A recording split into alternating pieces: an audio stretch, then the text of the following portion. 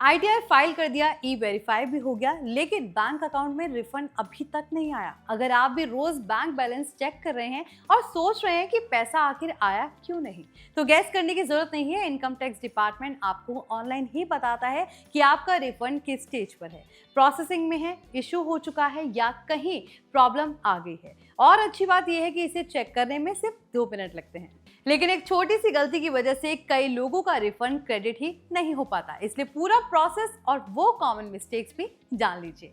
Hi everyone, you are watching NBT tech on the go. I am your host Mohini Singh.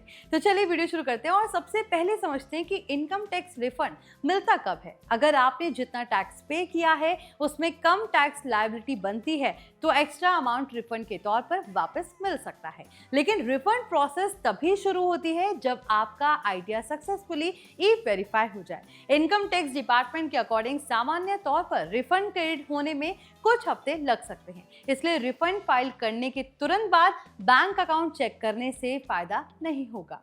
अब बात करते हैं सबसे जरूरी चीज की, रिफंड स्टेटस चेक कैसे करें। सबसे पहले income tax e filing portal पर लॉगिन कीजिए। इसके बाद ई फाइल में जाइए, फिर इनकम टैक्स रिटर्न्स और वहां पर व्यू फाइल रिटर्न्स पर क्लिक कीजिए।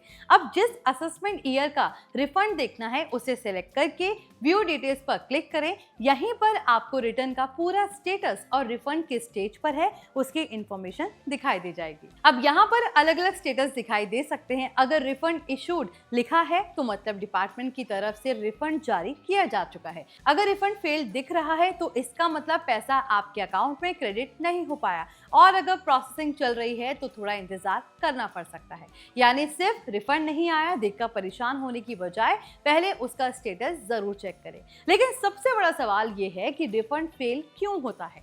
सबसे कॉमन रीजन है बैंक अकाउंट प्री वैलिडेट ना होना। इसके अलावा पैन और बैंक अकाउंट में नेम मैच ना होना, गलत आईएफएससी कोड देना या जिस अकाउंट का डिटेल्स दिया गया है उसका बंद हो जाना भी रिफंड फेलियर की वजह बन सकता है। इनकम टैक्स डिपार्टमेंट ने साफ कहा है कि रिफंड क्रेडिट होने के लिए सही और प्री वैलिडेटेड बैंक अकाउंट होना जरूरी है। एक और जरूरी बात, अगर आपका पैन आधार से लिंक नहीं है और पैन इनऑपरेटिव हो चुका है तो रिफंड भी फेल हो सकता है। इसलिए सिर्फ रिटर्न फाइल करना काफी नहीं है, पैन आधार लिंकिंग जैसी बेसिक रिक्वायरमेंट्स भी पूरी होनी चाहिए। तो कुल मिलाकर अगर आपका इनकम टैक्स रिफंड अभी तक नहीं आया है तो सबसे पहले गैस करना बंद कीजिए और स्टेटस चेक कीजिए। पोर्टल पर लॉगिन करें, व्यू फाइल रिटर्न्स में जाइए और रिफंड किस स्टेज पर है ये देखिए। अगर कोई एरर है तो उसे ठीक कीजिए और अगर प्रोसेसिंग चल रही है तो थोड़ा इंतजार कीजिए।